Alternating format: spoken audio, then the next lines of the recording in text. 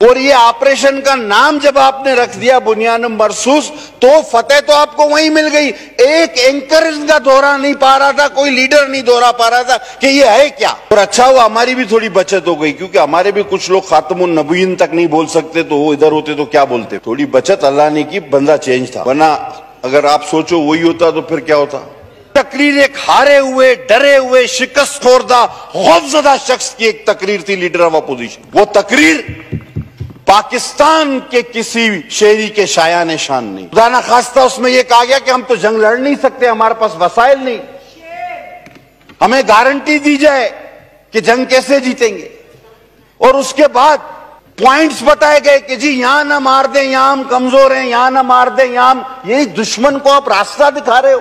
और कहा कि हमारे पास तो असला नहीं, हमारी तो माशी हालत तबाह है। अब आओ देखो कि नारे तकबीर ने और हमारी फौज ने क्या बात, क्या काम कर करके दिखाया। आओ देखो, डरे हुए खौफजदा जिनके हौसले पस्त हों, उनको इतनी बड़ी सीटों पे न बिठाया करे सर। और आखिरी में कहा मैं तो खुद जेट पायलट हूं।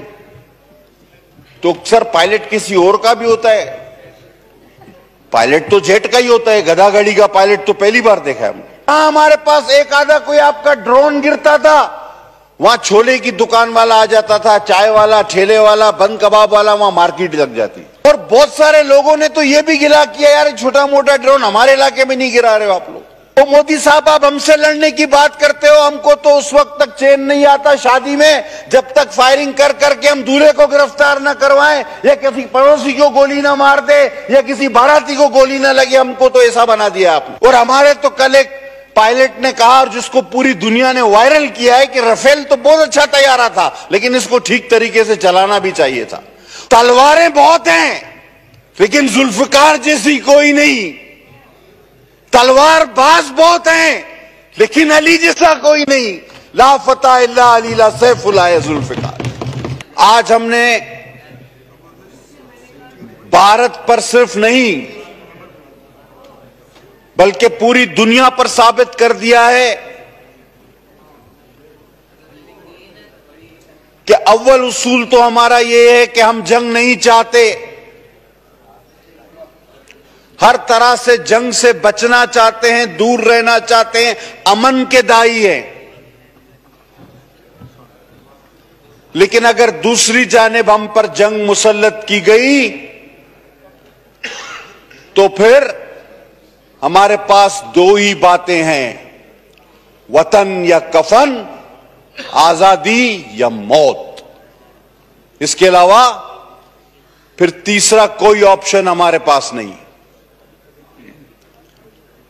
कल मैं सुन रहा था तकरीर इंडिया के वजीर आजम सरेंद्र मोदी की, नरेंद्र सॉरी, मैं सरेंद्र मोदी से, मेरे मुंह से नहीं, उनकी मैं तकरीर सुन रहा था। वो कह रहे थे कि हम किसी एटमी ब्लैकमेलिंग में नहीं आएंगे, और मैं उनको वाज़े तौर पे कहना चाहूंगा कि हम कोई भी ब्लैकमेलिंग नहीं कर रहे। और आप कसम उठवा लें, कोई वादा ले लें कि ये हरगिज ब्लैकमेलिंग नहीं है, ये तो सीधा और साफ मैदान में रखी हुई बात है कि 1 और 10 का रेशो है। यह अलग बात है कि ये जो एक हैं ये अल्लाह अकबर वाले हैं, ये नाराए रिसालत वाले हैं, नाराए हैदरी वाले हैं, वरना रेशो तो 1 और 10 का है। अगर आप जो रिवायत रही है किसी तरह रात के अंधेरे में इस मुमलिकत खुदादात पर कोई बड़ा हमला खुदा ना खास्ता कर बैठे, तो मैं उस सूरत में ये वाज़े तौर पे बताना चाहता हूं कि ये ब्लैकमेलिंग नहीं है, ये इंतबाह है, ये वार्निंग है कि पाकिस्तान को कभी मैली आंख से नहीं देखना। हां, दहशतगर्दी के हम भी खिलाफ हैं। आपने क्या दहशतगर्दी देखी? हम 1,70,000 से 1,00,000 लोग मरवा बैठे, शहीद हो गए हमारे लोग। क्या दहशतगर्दी आपने देखी? हमारी ना मस्जिदें महफूज आपकी प्रॉक्सीज की वजह से, ना हमारी इमाम बारगाहें महफूज आपकी प्रॉक्सी की वजह से। मुख्तलिफ तहरीकें, कराची का अमन तबाह, दहशतगर्द ग्रुप, टारगेट किलर्स, सबका ताना बाना देखें तो आपसे जाके मिलता है। दहशतगर्दी का इल्जाम तो हमें आप पर लगाना चाहिए और हमारे पास तो सबूत भी है। और आपने तो हमारी आजादाना तहकीकात की पेशकश को भी मुस्तरद किया, क्योंकि आपके पास कोई सबूत नहीं था। तो अगर दहशतगर्दी के सबूत चाहिए और आपकी कराई हुई दहशतगर्दी के सबूत चाहिए तो वो हमसे लें। अगर तादाद गिननी है शौदा की जो तुम्हारी प्रॉक्सीज की वजह से हुई, तो वो अब 1,00,000 तक पहुंचने वाली है। हर इंडिया का शहरी अपनी हुकूमत से यह सवाल करे कि पुलवामा से पहलगाम तो तुम्हें नजर आता है, लेकिन एक्स फाटा, बलोचिस्तान, कराची और इस मुल्क में होने वाली तमाम दहशतगर्दियां तुम्हारी नजर से ओझल क्यों हैं? मैं इससे पहले कि अपनी बात आगे बढ़ाऊं, मैं वाज़े तौर पर कहना चाहता हूं इस ऐवान में बैठे अपने दोस्तों को और जो मेरी बात सुन रहे हैं कि देखें, मोदी इस वक्त शिकस्त खोरदा है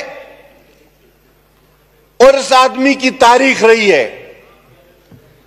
मैं सिर्फ एक आदमी की बात कर रहा हूं इसकी। आप गुजरात देखें या दूसरे वाकयात पे इसकी मुहिम जोई देखें, यह अपनी सियासी शोहरत के लिए हमेशा लाशें मांगता है, लाशों पर सियासत करता है।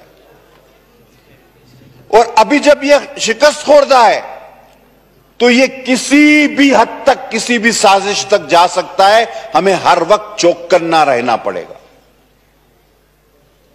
सीज फायर अपनी जगह, जंग बंदी अपनी जगह, लेकिन आज उस मुल्क के अंदर से जो आवाजें उठ रही हैं, मोदी का चेहरा बेनकाब हो रहा है, वो अपनी फेस सेविंग के लिए किसी भी खतरनाक हद तक जा सकता है और हम उसका जवाब देने के लिए भी पूरी तैयार बैठे हुए हैं।